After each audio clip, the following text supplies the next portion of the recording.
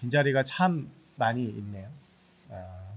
여러 가지 참 어려운 시기를 우리가 지나가고 있는 것 같습니다.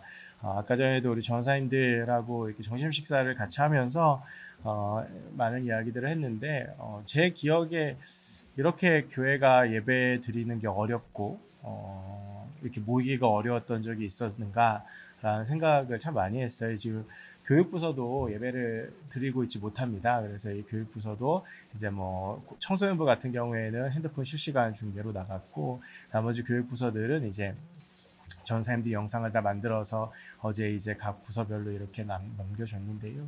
이런 거 이렇게 준비하고 하면서 정말 이런 적은 처음인 것 같아요.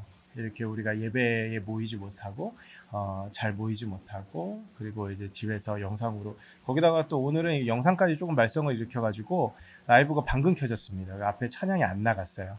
조금 이렇게 문제가 생겨서 이제 그런 변수들도 많고 그렇습니다. 지금 아마 또 많은 새청 우리 청년들이 또 유튜브로 예배 드리고 있을 거라고 생각하는데, 근데 저는 문득 이제 그런 생각이 들었습니다.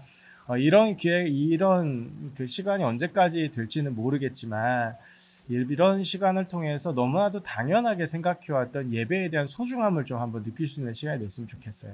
우리가 늘 예배라는 것이 그렇지 않습니까? 늘 올 수 있고, 우리가 예배에 오는데 내 의지가 아니고선 사실 방해하는 게 없는 세상입니다. 뭐 누가 우리가 예배 온다고 해서 우리를 뭐 핍박하고 박해하고 뭐 하는 것도 아니고, 내 의지만 있다면 사실은 예배할 수 있고, 예배가 오히려 너무 자주 있어서 내가 귀찮은 생각은 했지 예배를 드리지 못하는 것 때문에 고민했던 적은 별로 없는 것 같아요. 뭐 새벽 예배, 수요 예배, 금요 심야, 주일 1, 2, 3, 4부, 교육부, 내가 마음만 먹으면 언제든지 예배할 수 있는 상황이지만, 우리가 너무 그런 것들이 익숙하게 있었기 때문에 그 소중함을 모르고 지금까지 지내오지 않았을까라는 생각을 한번 해봅니다. 우리가 이런 기회들을 통해서 예배에 대한 소중함을 좀 느꼈으면 좋겠고, 예배하고 싶지만 예배하지 못하는 이들을 우리가 생각하면서 같이 예배를 또 현장에서 온라인으로 드리면서 또 기도하고 스스로의 신앙을 한번 돌아볼 수 있는 그런 시간이 되었으면 좋겠습니다. 아시는 분은 아실지 모르겠습니다만, 제가 지난주부터 어제까지 그 자가격리를 했습니다. 그래서 지난주에 저를 이제 못 보셨을 텐데, 뭐 이렇게 찾는 분들도 있고 뭐 그랬다는 말씀을 드렸는데, 그 저희 예담이가 그 화상을 좀 입었어요. 그 12월 마지막 주에 주일날 이제 뜨거운 수제비를 엄마가 해줬는데, 이제 장난친다고 그 수제비를 엎어가지고 이쪽에 이 왼쪽 팔에 좀 이렇게 2도 화상, 좀 심한 화상을 입었습니다. 그래서 이제 2월 23일 주일날 한일병원에 전화를 했어요. 응급실에 전화를 해서, 지금 우리 아이가 화상을 입었는데, 한일병원이 화상 전문 병원이거든요. 그래서 화상을 입었는데 좀 우리 아이를 그 데리고 가고 싶은데 그 상황이 좀 괜찮냐, 뭐 코로나는 괜찮냐고 그랬더니, 그 이제 한일병원에서 지금 그 코로나 의심자가 검사를 받고 있다.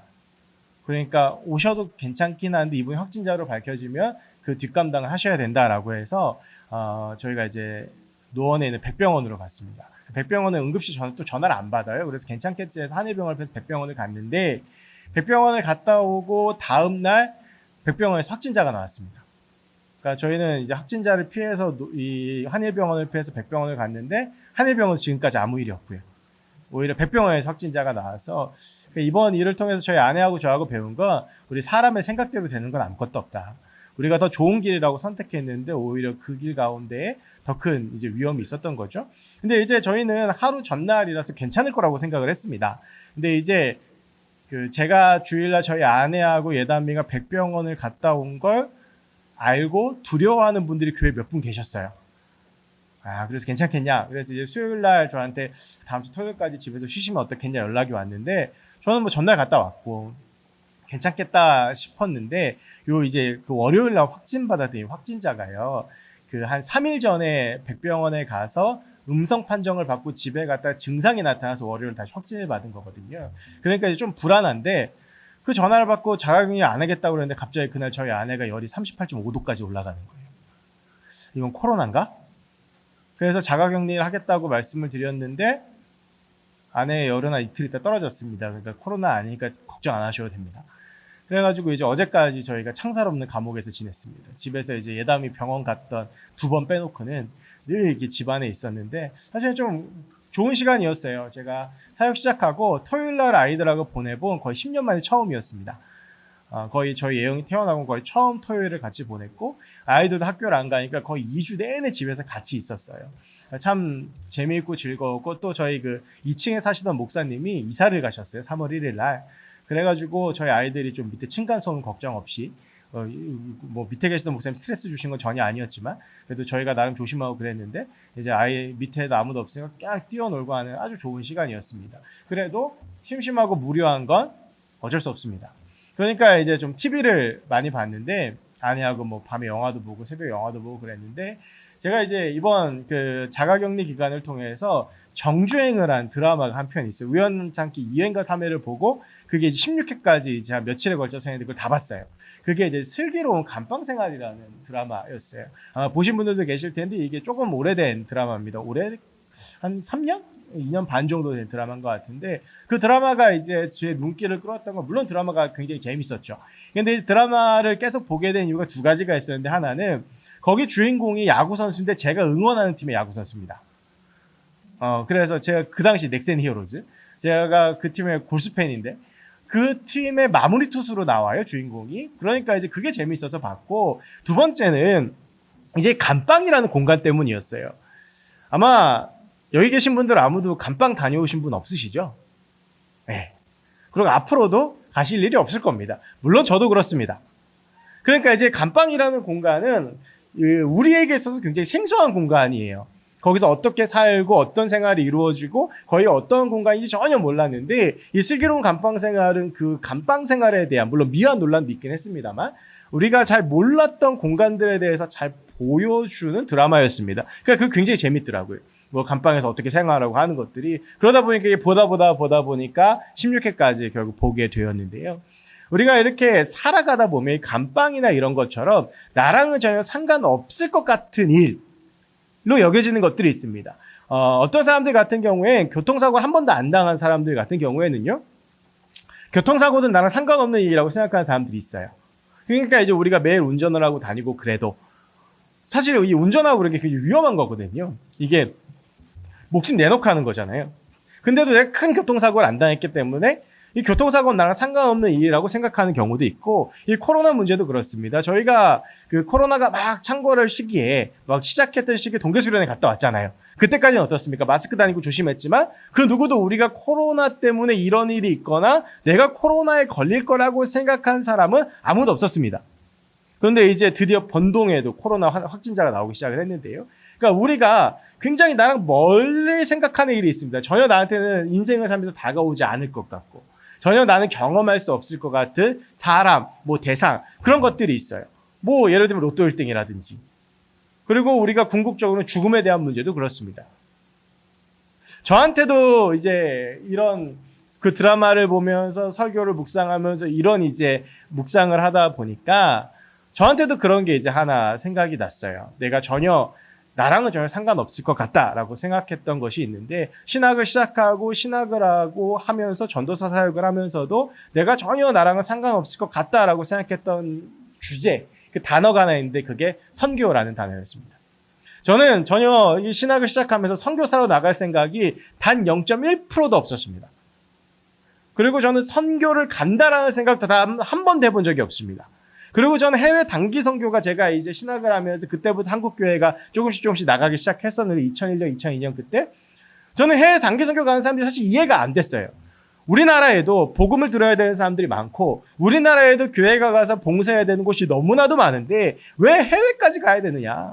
저는 그걸 전혀 이해를 못했어요. 제가 첫 해외 단기 선교를 2006년에 캄보디아로 갔는데 그때도 단기 선교를 간다는 생각보다 이따 말씀드리겠지만 여러 가지 상황들 속에서 그냥 해외나 한번 가보자. 전 그게 처음으로 나간 해외였거든요. 그런 생각으로 사실은 다녀왔었습니다. 그러면서도 저는 한 25가지 제가 신학을 하고 사역을 하면서 5년 정도의 시간 동안 단 한 번도 이제 이 선교라고 하는 단어를 심각하게 생각하거나 내가 뭐 선교를 가거나 내가 선교와 관련된 일을 하거나 선교와 관련된 공부를 하거나라고 단 한 번도 생각해 본 적이 없어요. 그런데 저는 지금 선교학 석사 과정을 공부하고 있습니다. 그리고 잘 아시겠지만 누구보다 선교를 좋아하고 선교라는 말만 들으면 눈물이 나고 그리고 이 선교라는 단어만 들으면 가슴이 뛰는 사람이 되어져 있습니다. 그런 제 모습을 보면 참 신기해요. 이제 오늘부터 사순절 기간이 4주 동안 이제 종료주일 전까지 3월 한 달 동안 바로 이 선교에 대한 주제를 좀 다뤄보려고 합니다. 오늘부터 4주 동안. 그래서 오늘은 이제 그 첫 시간인데요. 이제 앞으로 4주 동안 이제 선교에 대한 주제를 가지고 나눌 텐데 여기서 여러분들이 이 설교를 시작할 때 한 가지 꼭 기억하셔야 되는 것은 선교는 해외 선교만을 말하는 것이 아니라고 하는 것입니다. 우리가 선교 그러면 뭐 해외 가서 선교하는 것들 떠올리는데 앞으로 4주 동안은 물론 해외 선교에 대한 이야기도 하겠지만 더 본질적인 측면에서 선교에 대해서 다룰 것입니다. 그래서 오늘 첫 번째 제목이 존재입니다. 사실은 제가 집에서 이제 설교 준비를 하면서 이 설교 제목 때문에 1시간 넘게 고민을 했던 것 같아요.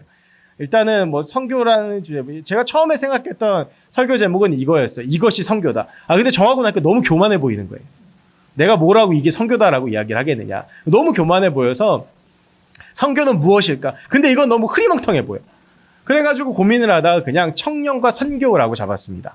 그래서 오늘 첫 주제가 이제 존재라고 하는 건데 사실은 이것도 이제 존재라는 것을 존재라는 제목과 또 하나 고민했던 게 선교적 존재라고 하는 제목이었어요. 사실은 오늘 제가 말씀드릴 것이 선교적 존재라는 제목과 더 가깝습니다. 저와 여러분들이 오늘 선교적 존재로서 우리 청년들의 삶은 어떤 삶인가에 대해서 나눌 텐데 그 주제보다는 조금 더 포괄적이고 본질적인 측면이 주제를 담았으면 좋겠다. 그래서 오늘 제목을 존재라고 잡았는데요. 앞으로 4주 동안 여러분들이 설교를 나누면서 선교적 존재라는 이 단어는 꼭 기억하시면서 4주 동안 말씀을 나누셨으면 좋겠습니다. 오늘 이제 창세기 12장 1절부터 3절까지의 말씀을 나누었는데 이 말씀 여러분들 너무나도 잘 알고 계시는 말씀입니다.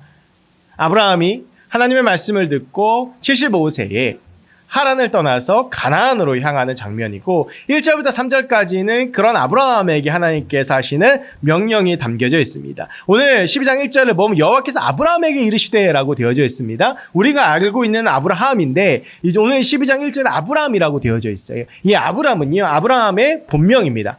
이 아브라함이라고 하는 이름의 뜻은 존귀한 아버지라고 하는 뜻입니다. 이 뜻은 오늘 설교 끝날 때 다시 한번 나오니까 좀 기억하시면 좋을 것 같습니다. 오늘 본문에서 하나님은 아브라함에게 고향과 친척과 아버지의 집을 떠나서 내가 내게 지시하는 땅, 우리가 잘 알고 있는 가나안입니다. 거기로 가라고 말씀하십니다. 이제 이 아브라함의 일가에 대한 이야기는 사실은 오늘 이 말씀 전이 창세기 12장 27절부터 나옵니다. 아브라함의 아버지가 데라인데 데라의 족보부터 시작해서 그의 형인 이제 뭐 하란과 아브라함, 뭐 나홀 이렇게 이야기들이 쭉 나오게 되고 형제들에 대한 이야기들이 나오게 되는데요. 아버지의 이름은 데라인데 그들의 고향은 갈대아 우르라고 하는 곳입니다. 그런데 어떤 이유인지는 모르겠는데 데라가 이제 그 갈대아 우르를 떠나서 하란으로 가게 됩니다. 근데 이 하란으로 가는 것은 하란이 목적이 아니라 이 데라가 가나안으로 가고자 했습니다. 데라가 왜 가나안으로 가고자 했는지는 성경에서 정확하게 말하지 않기 때문에 잘 모릅니다. 이제 고향에서 자신의 아들인 하란이 죽었기 때문에 그 고향을 떠나고자 했던 것인지는 잘 모르겠습니다만 아니면 뭐 하나님께서 우리가 모르는 명령을 데라에게 하셨는지는 추측의 영역 가운데 있는 것이기 때문에 우리가 잘 알지 못합니다만 어쨌든 데라는 가나안으로 향했고 그러다가 하란이라는 곳에서 정착해서 결국 거기서 죽음을 맞이하게 됩니다. 그러니까 데라는 하란이라는 곳에 머물러서 죽기까지는 다시 가나안으로 가고자 하는 생각을 하지 못했다라는 거예요. 그리고 아브라함도 그 아버지 데라가 죽고 나서 뭐 여러 시간을 거치는 동안 다시 가나안으로 가려고 하진 않았는데 하나님께서 그런 아브라함에게 너는 이제 가나안으로 가라라고 말씀하셨다라고 하는 것이죠. 여러분, 그런데 이것이 결코 쉬운 일이 아닙니다. 이미 아브라함은 하란에 정착을 했습니다.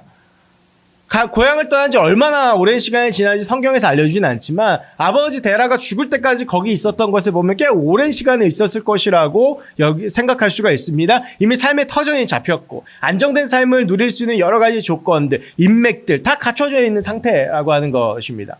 더군다나 여러분 이 당시에는요 재산 그러면 그 재산은 전부 다 가축입니다. 소 뭐 몇백 마리, 뭐 양 몇천 마리. 근데 이사를 하고 이 거처를 옮긴다라고 하는 것은 무엇이냐 하면 그 모든 가축들을 다 데리고 옮겨야 된다라고 하는 거예요. 여러분, 이게 그렇게 쉬운 일이 아닙니다. 제가 지금도 기억나는 것이 저희 집이 처음으로 집을 사서 이사를 했는데 그 집에 지금도 저희 부모님이 살고 계세요. 그게 제가 이제 중3 때인가 고1 때인가 그랬어요. 근데 이제 그 옮기는데 지금이야 뭐 포장이사가 잘 돼 있고 포장이사 부르면 그 이사 업체에서 다 해주지만 그때는 포장이사가 그렇게 흔하지가 않았습니다. 그러니까 다 그냥 이삿짐을 잘 해가지고 뭐 용달 불러서 싣고 가서 뭐 내리고 막 이랬었어요. 그때 이제 저희 집도 그랬었거든요. 그래서 아버지 친한분 용달을 빌려가지고 그 용달에다가 다 짐을 실어서 저희 집이 굉장히 오르막인데 번동 오르막도 아닙니다. 저희 집 오르막은. 거기에 다 이제 용달로 들고 올라가서 그걸 다 옮기고 했는데 그날 비가 왔어요. 그러니까 거의 한 25년 이렇게 막 20년 이렇게 넘게 22, 3년 지났지만 지금도 그날이 잊혀지지가 않아요. 정말 힘들었거든요. 제가 창원에서의 사역과 삶을 마무리하고 이 서울로 올라오면서도 굉장히 고민이 많았습니다. 아마 옮겨보신 분들은 알 텐데 특히 저 같은 경우에는 그때는 가장 고민됐던 게 뭐냐면 아이들 문제였어요.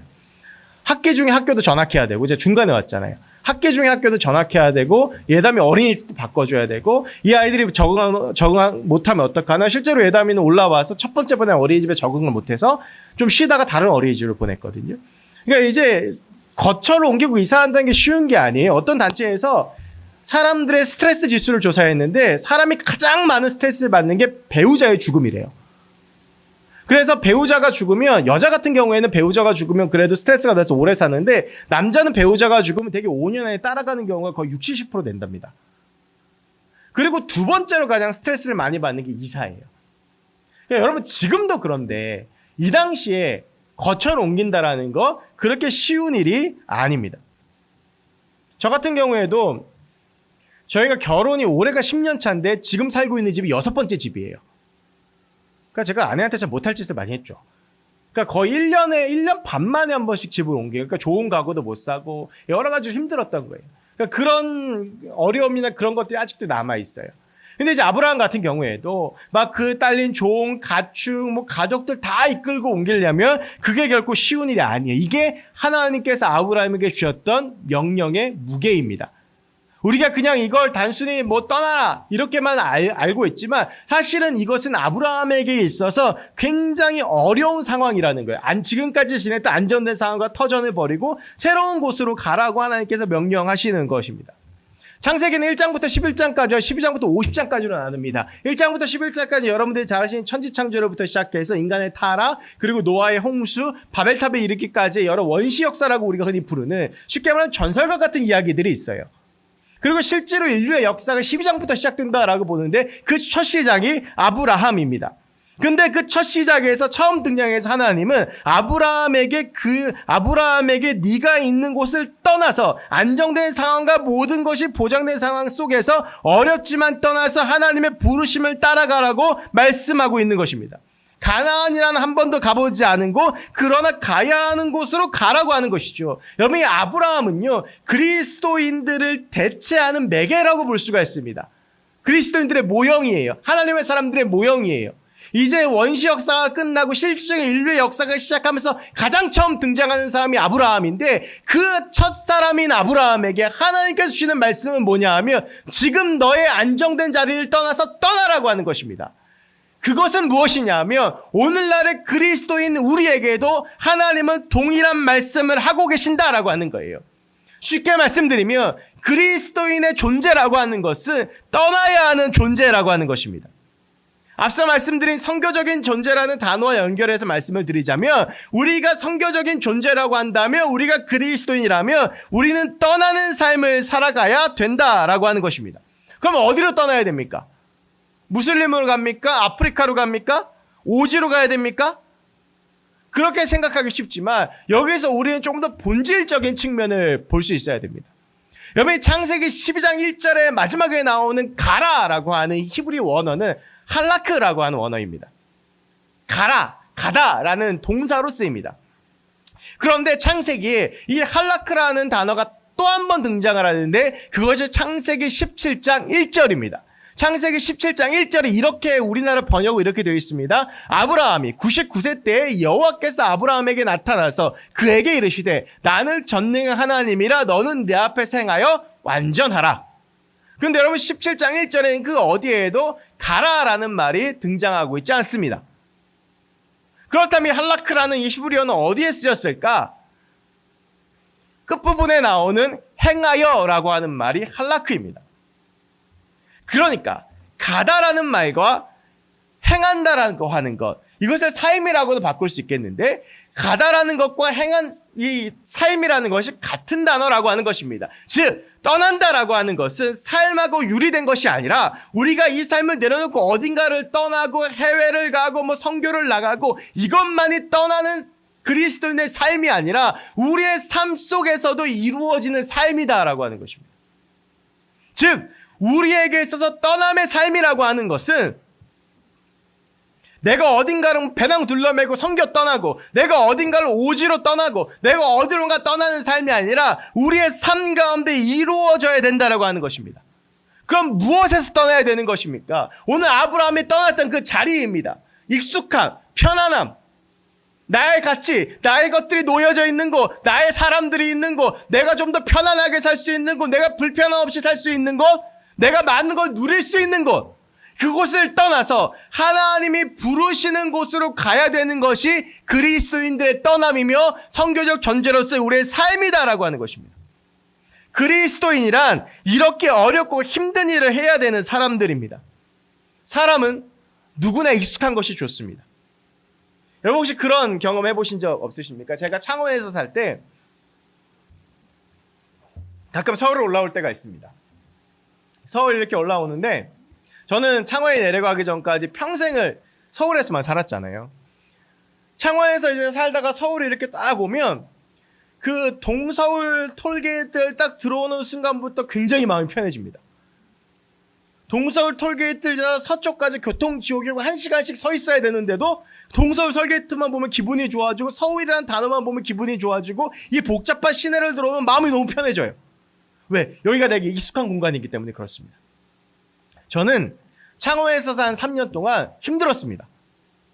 뭐 누가 나한테 못해서 아니요. 처갓집도 가까이 있어서 좋고 여러 가지가 좋았는데 단 한 가지 불편했습니다. 일단 언어가 달라요. 뭐 들려지는 말들이 전혀 처음 듣는 말들. 그리고 자꾸 사람들이 나한테 화를 내. 경상도 사투리는 한 90%가 화입니다. 근데 그 사람들 굉장히 반갑게 인사하는 거거든요. 막 이것도 안 맞아요. 여러분 그 산초라는 거 아세요? 추어탕집 가면 넣는 거? 그걸 김치에 넣어요. 처음에 김치 먹고 깜짝 놀랐습니다. 그러니까 막 식습관도 그렇고 모든 게 다 안 맞아. 그러니까 거기서 사는 것 자체가 너무 힘든 거예요. 여러분이 지금 익숙한 이 자리를 떠나서 어딘가로 가서 사는 거 그거 쉬운 거 아닙니다. 여러분들에게 익숙해져 있는 습관과 여러분들에게 익숙해져 있는 그 편안함들 깨는 거, 특히 저처럼 보수적이고 움직이는 거 싫어하고 변화되는 거 싫어하는 사람들에게는 더 힘들고 더 괴로운 거예요. 내가 마땅히 누릴 수 있는 것, 내 것들이 있는 것, 내가 충분히 할 수 있는 것들, 그것들 내려놓고 무언가 떠나는 결단하는 것, 그거 쉬운 건 아닙니다. 그런데 오늘 하나님께서는 그런 거룩한 불편함을 감수하라고 말씀하고 계시는 거예요. 나의 유익과 욕심이 아니라 하나님의 일하심과 은혜를 구하라고 하는 것이고, 하나님의 일하심을 구하면서 너의 그 편한 것, 너의 손에 쥔 것, 네가 누리고 내려놓고 떠나라라고 하는 것입니다. 여러분 창세기 11장까지 오는 동안 1장부터 2장까지 하나님의 창조를, 3장부터 11장까지 인간의 범죄를 다루고 있습니다. 물론 그 중간에 노아라고 하는 의인이 등장하기도 하지만 그것은 인간의 범죄를 다 물로 씻어내고 재창조하는 하나님의 모습을 담고 있는 것이고요. 그래서 인간이 범죄하고 홍수로 다 쓸림당하고 바벨탑 짓다가 전부 다 무너지고 찢겨지고 하는 모습이 나와요. 여러분 그런데 인간의 범죄에는 창세기 3장부터 11장까지 나온 인간의 범죄에는 한 가지 공통점이 있습니다. 사람들이 자기 마음대로 했다는 것입니다. 선악과 먹지 말라고 그랬는데 먹었고요. 바벨탑을 쌓으면서 하나님처럼 되고 싶은 마음에 바벨탑을 쌓으면서 의기투합해서 바벨탑을 쌓아 올렸습니다. 그에 반면 12장에 나온 아브라함은 그동안 나왔던 인간들의 모습과는 다릅니다. 자신의 생각, 자신의 만족, 자신의 유익, 자신의 가치 이런 것들을 주장하는 것이 아니라 하나님의 말씀과 하나님의 부르심을 따라 나의 편안함과 나의 가치와 나의 유익은 언제든지 내팽개치고 하나님의 부르심을 따라 갈 수 있는 사람이었다라고 하는 것입니다. 그래서 그를 통해 하나님의 새로운 역사가 시작되어졌다라고 하는 것입니다. 여러분, 우리는 안주하는 사람들이 아니라 떠나야 되는 사람들입니다. 나의 편함, 나의 만족, 나의 유익, 내가 누릴 수 있는 건 나의 권리, 나의 것들을 다 내어놓고 하나님을 위해서 살고 주의 부르심을 위하며 나에 있는 모든 것들도 다 내려놓고 나아갈 수 있는 사람이 성교적 존재로서의 그리스도인입니다. 우리가 이런 것들을 포기하고 그냥 나의 것들을 누리고 그냥 쥐어틀고 앉아있고 그냥 떠나지 않고 그냥 다한지 쳇바퀴 돌아가든 나의 것들만 누리고 산다면 우리가 이 땅을 살아가는 예수 믿지 않는 사람들과 다를 바가 아무것도 없는 것입니다. 내 생각, 내 마음, 내 가치, 내 욕심, 나의 편안한 만족, 유익 다 내어 던지고 하나님이 원하시는 것은 과연 무엇인지, 하나님은 내가 어디로 가길 원하시는지, 하나님은 내가 어떻게 살길 원하시는지 그걸 보면서 살아갈 수 있는 사람이 바로 진정한 그리스도인인 것입니다. 지금 여러분들은 어떠한 삶을 살아가고 계십니까? 내가 원하고 내가 하고 싶은 것들, 내가 하기 싫은 것은 안 하고 내 마음대로 살아가며 하나님의 부르심이 아니라 내 뜻과 내 마음만 바라보며 살고 계시지 않습니까? 제가 첫 단기 선교가 캄보디아였습니다. 저는 아까 말씀드렸지만 선교를 갈 마음이 전혀 없었습니다. 그런데 청년부가 단기 선교를 가는데 저는 그때 또 유년부 전도사였어요. 청년부 뭐 서포터도 아니고. 근데 교육 목사님이 부르시더니 이번에 가서 주사역이 어린이 사역인데 네가 가서 좀 도와줘라 그러시는 거예요. 좀 가기 싫다고. 그랬더니 앞으로 계속 목회를 할 거면 말을 들어. 그래서 가기로 했어요. 그냥 그때 제 마음은 그런 거였습니다. 그냥 해외나 한번 가자.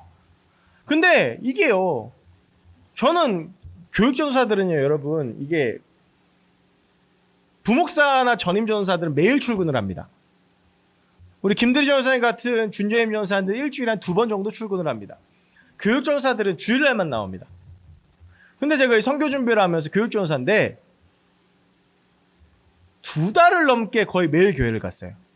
난 청년부가 아닌데 청년부 모임에 2달 넘게 계속 가는데 너무 짜증이 나는 거예요. 나중에 할 것도 많고 막 해야 되는데 너무너무 싫었어요. 그래도 어떻게 해요? 가야죠. 그래서 뭐 이렇게 해서 갔는데 끌려가듯이 갔어요. 캄보디아 갔을 때 고생 죽도록 했습니다. 푸놈펜에서 내리자마자 그 다음날 새벽에 거의 끌려가듯이 끌려가가지고 23시간 트럭 타고 들어가가지고 비포장도로 달려가지고 베트남 국경 가가지고 원주민들이랑 일주일 동안 살다 나오고 와, 막 지금도 기억이 날 정도로 첫 선교가 혹독했는데 그런데 그 시간 동안 받았던 은혜 역시 잊을 수가 없습니다. 만약에 제가 그때 나는 선교 싫어. 나는 그런데 안 갈 거야. 나 해외 선교 내 첫 해외 동남아 말도 안 돼. 나 유럽 갈 거야. 이렇게 내 고집만 부렸다면 아마 하나님의 주시는 은혜를 체험하지 못했을 거예요. 어떠한 이유에 있었든지 간에 그것들을 내려놓고 하나님의 부르심이 있는 곳에 갔을 때 은혜가 되는 거죠. 아마 여러분들 중에서 그런 마음 가지는 분들 계실 겁니다. 어떻게 떠나라는 거야? 여러분, 이것이 마음이 들어서 내 것들을 내려놓고 떠나는 것이 먼저인가? 떠났을 때 그런 마음이 드는 것인가? 참 어려운 숙제입니다. 그런데 우리의 인간의 본성은 어떤 그런 아주 큰 은혜를 받지 않는 한 마음이 들어서 내 것들을 내려놓고 떠나기 상당히 어렵습니다. 제가 이 부분 가지고 고민하는데 저희 아이들하고 이제 그 밤마다 성경을 읽거든요. 디모데후서에 경건에 이르는 연습을 하라 라는 말이 있습니다. 여러분, 떠나는 것도 연습입니다. 여러분의 것들 내려놓는 것도 연습입니다. 여러분들의 편함과 여러분들의 가치와 여러분들이 마땅히 누릴 수 있는 것도 내려놓는 것이 연습입니다. 그런데 놀라운 건 내가 그것들 내려놓고 내가 누리고 싶었던 그 자리를 떠나고 그 일을 떠나고 그 어떤 것들을 내려놓고 하나님의 부르심을 따라갔을 때 그 가운데 하나님의 은혜가 임한다라고 하는 것이죠. 아브라함에게 때 임했던 여러 가지 은혜가 있습니다. 근데 아브라함은 이 하나님의 말씀에 순종함으로 의인이라 칭함을 받았고 100세의 아들을 낳았고 그를 통해 수많은 민족들이 탄생을 했습니다. 그가 하나님의 말씀을 거부하고 하란에 머물렀다면, 그래서 거기서 남은 인생 55년을 살았다면 그는 어땠을까요? 그냥 시골 졸부입니다.